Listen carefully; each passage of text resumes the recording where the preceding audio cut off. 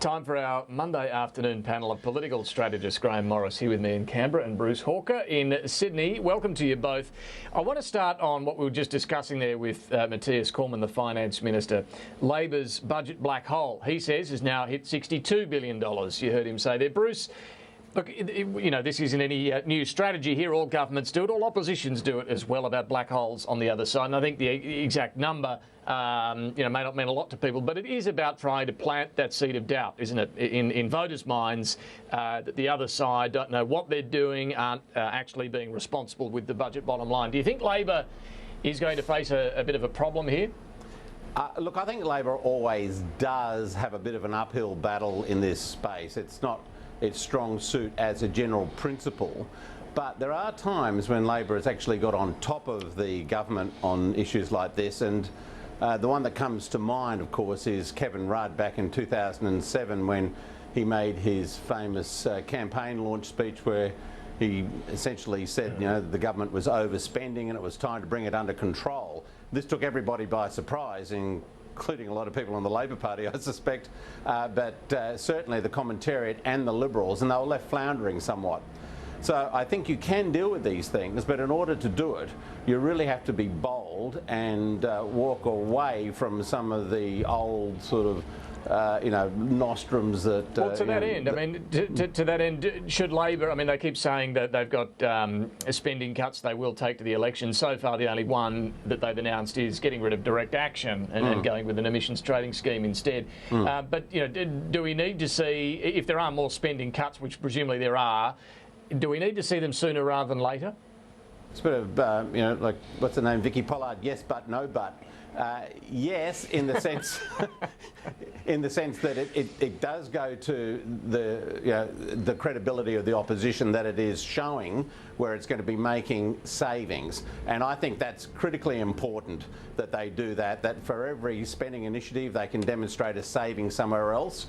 The no but bit is that, of course, when you do this, the government's all over it with a team of advisors and public servants and everybody else, and they're intent on blowing big holes in it, and you can become very defensive very quickly. It's one of the areas where government does tend to have a real advantage. But look, on balance, I would say every time that Labor comes out with an initiative from here on in, they would demonstrate where the money is going to come from and where the savings are going to be made. I think if they instill that sort of discipline on themselves in their own approach, then I think that will make a big difference in the public's perceptions about their ability to manage the budget, which is obviously something that the government's always going to be taking the high ground on, because Labor governments do spend more.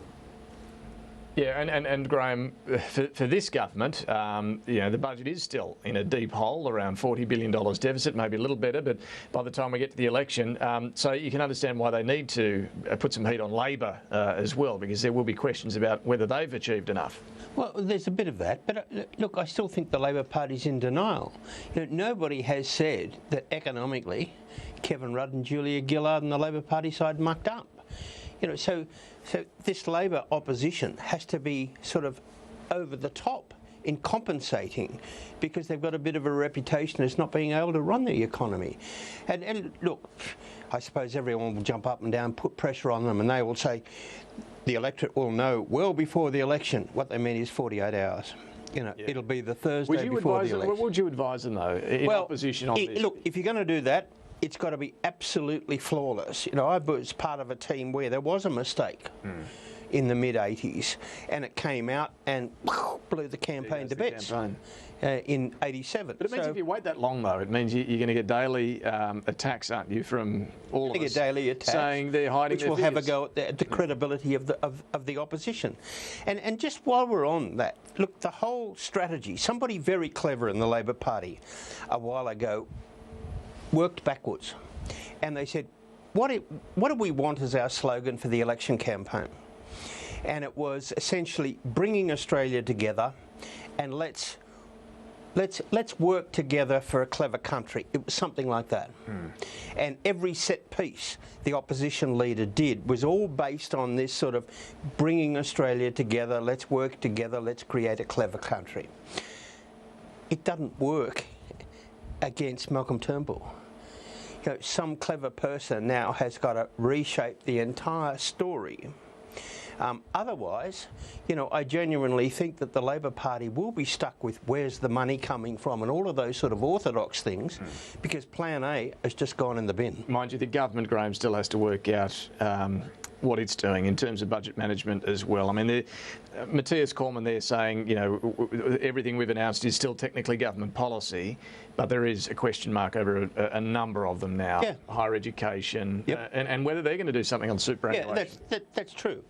Some of it will go in the bin, but the government tried to sort of balance the budget.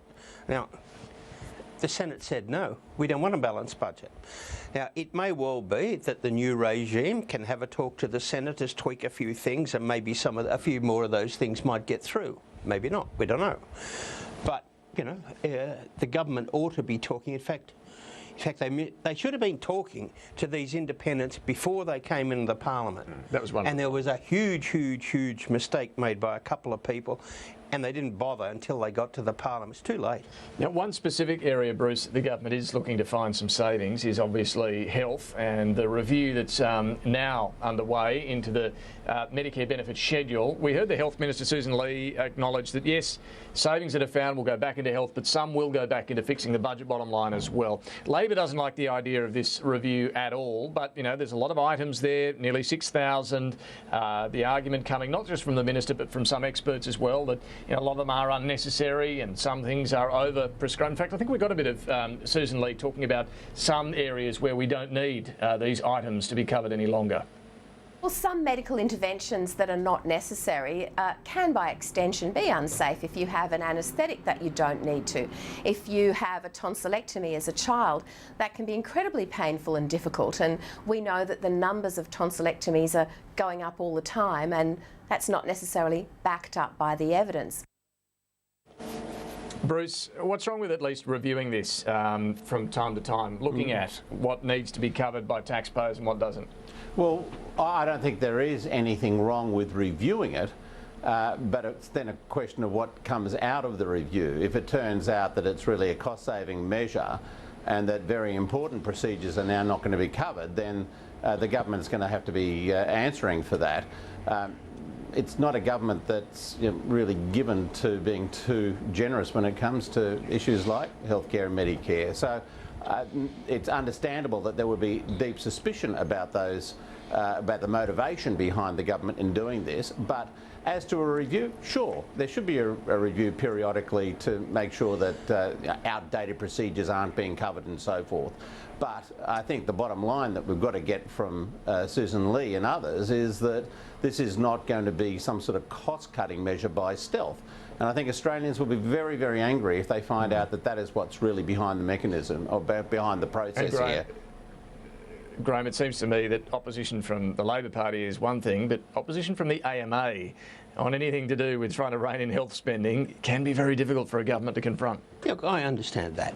But this is one of the most stupid debates I've seen in recent times. It was 1984 when there was the last big official review, 1984. Now, I don't know about the AMA elected people, but I would have hoped that the procedures would have updated since 1984. For example, in 1984 you could do a couple of cataracts a day. Now you could do a couple before breakfast with the technology and everything. There are wonderful machines where if you've got cancer and you are getting radiation, instead of pushing the poor old the patient around, there are wonderful machines that will move around so that you're just zapping a point. Yeah, everything has changed. And the idea that on the medical benefit schedule are all of these things that are now out of date or being over-serviced or it's silly.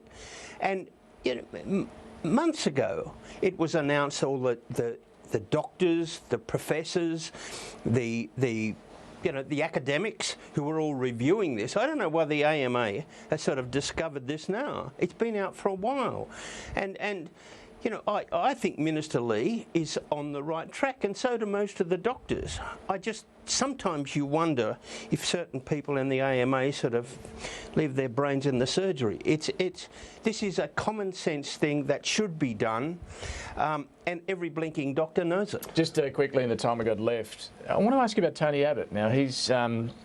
we saw him make some comments after surfing one morning in the week after his removal as Prime Minister. He's now given 2 newspaper interviews over the weekend, one to the Telegraph, one to the Australian, and he's going on the Ray Hadley 2GB program tomorrow morning as well. Graham, is that unusual, do you think? But he's conducting himself well.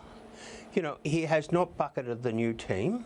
He has expressed disappointment. Well, of course he would. He'd naturally be disappointed. But I thought he's been handling himself well in these issues. He's saying, here is our record, and I'm quite proud of the record, he's saying. And I'm staying in the Parliament. I'm not quite sure what I'm going to do, but I'm going to use between now and Christmas to work out what he wants to do. And he's not going to be a wrecker. I think if you look at him, it shows that he will always go down as the prince of the Liberal Party. He handles himself well. Bruce, I mean, it's a stark contrast, isn't it, to Kevin Rudd and Julia Gillard both essentially going to exile after they were removed? Yeah, look, I think he's going through the inevitable grieving process that Prime Ministers do after they're removed. I think he also wants to correct any of the record that he thinks has been wrongly put out there, and of course he targeted Scott Morrison in that regard. My guess is that he will from time to time flare, but essentially won't be in the business of spending too much time trying to undermine the current leadership. That's my guess. These Prime Ministers, once they've done their job, are very, very keen to make sure that they, that their place in history is as preserved as best as it can be, and it's up to them to do a lot of that work themselves. Bruce Hawker, Grahame Morris, always good to talk to both of you. We'll catch up again next week. Thanks very much for that. Thank you. We'll take a quick break and back with more on PM Agenda in our next hour. Stay with us.